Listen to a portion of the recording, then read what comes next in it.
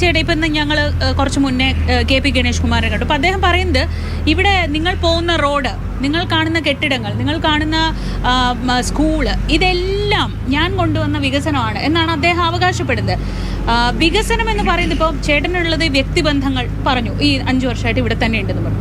വികസനം ഈ തെരഞ്ഞെടുപ്പിൽ, പ്രത്യേകിച്ച് ഒരു നിയമസഭാ തെരഞ്ഞെടുപ്പൊക്കെ പറയുമ്പോൾ വലിയ ഘടകമാണ്. അപ്പോൾ അത് നിഷേധിക്കാൻ കഴിയുമോ? നോക്കൂ, ഞാൻ ആ വിഷയത്തെക്കുറിച്ച് തന്നെ സംസാരിക്കും. രണ്ട് ടോപ്പിക്കാണല്ലോ. ഒന്ന് വികസനം, രണ്ട് ജനങ്ങളുമായിട്ടുള്ള ബന്ധം.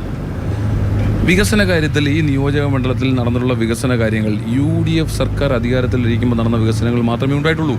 അത് എണ്ണി പറയാൻ കഴിയും. അദ്ദേഹം എടുത്തു പറയുന്ന വികസന കാര്യങ്ങളെല്ലാം, അത് പാലമാകട്ടെ, റോഡാകട്ടെ, എന്തുമാകട്ടെ, അതെല്ലാം UDF സർക്കാർ, ശ്രീ AK ആൻ്റണിയും ശ്രീ ഉമ്മൻചാണ്ടിയും സംസ്ഥാനത്തിൻ്റെ മുഖ്യമന്ത്രിമാരായിരുന്നപ്പോൾ നടന്നിട്ടുള്ള വികസനങ്ങളാണ്. ഈ പാലത്തെക്കുറിച്ചും റോഡുകളെക്കുറിച്ചും പറയുമ്പോൾ അത് MK മുനീർ മന്ത്രിയായിരുന്നപ്പോൾ നടന്നിട്ടുള്ള വികസന പ്രവർത്തനങ്ങളാണ്.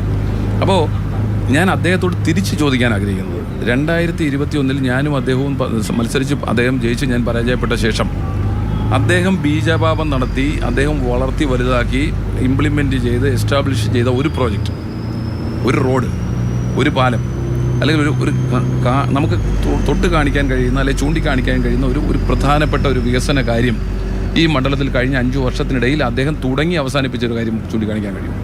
ഒരെണ്ണം കഴിയില്ല. അദ്ദേഹം പറയും ഞാൻ അംഗനവാടിക്ക് പൈസ കൊടുത്തു. ഞാൻ ചോദിക്കുന്നത് MLA ഫണ്ട് വിനിയോഗം മാത്രമല്ലെന്നേ പ്രവർത്തനം. നീ റോഡിനെ കുറിച്ച് പറയുന്നു, ഞാൻ പറയുന്ന വഴിയിലൂടെ ഈ വണ്ടിയൊന്നും തിരിച്ചു വിടാമോ?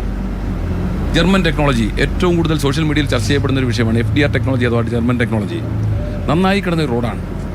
ആ റോഡ് ഇപ്പോൾ മെതുകുമ്പേൽ എന്ന് പറയുന്ന സ്ഥലത്ത് നിന്ന് തുടങ്ങി പള്ളിമുക്ക് വഴി, പത്തനാപുരത്തെത്തി പള്ളിമുക്ക് വഴി, പുന്നല വഴി, കറവൂർ വഴി അലിമുക്കിലേക്ക് എത്തുന്ന റോഡ്, നന്നായി കിടന്ന റോഡ് അദ്ദേഹം തന്നെ ഞാൻ നാളെ ജർമ്മൻ ടെക്നോളജി കൊണ്ടുവരികയാണെന്ന് പറഞ്ഞ് കുട്ടികളെയൊക്കെ വിളിച്ചു വരുത്തി അതിൻ്റെ പ്രോസസ്സ് ഇങ്ങനെയാണെന്നൊക്കെ പറഞ്ഞ് ഒരുപാട് PR വർക്ക് ചെയ്തു.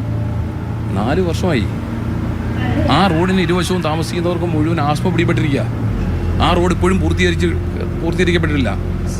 അപ്പോൾ ആ രീതിയിൽ അദ്ദേഹം ഈ തള്ളുകൊണ്ടും PR വർക്ക് കൊണ്ടും ഒരു കാര്യമില്ല.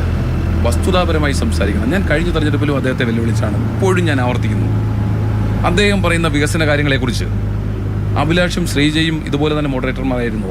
ഇപ്പോൾ പോകാം, അദ്ദേഹം ഉത്തരനേരം ഉണ്ടായിരുന്നല്ലോ, അദ്ദേഹം കൂടെ വാഹനത്തിൽ കയറട്ടെ, നമുക്ക് അദ്ദേഹവുമായി സംവദിക്കാം. ധൈര്യമുണ്ടെങ്കിൽ അദ്ദേഹം നടത്തിയിട്ടുള്ള വികസന കാര്യങ്ങളെക്കുറിച്ചും എനിക്ക് അദ്ദേഹത്തോട് ചോദിക്കാനുള്ള ചോദ്യങ്ങളെക്കുറിച്ചും അദ്ദേഹം മറുപടി പറയട്ടെ.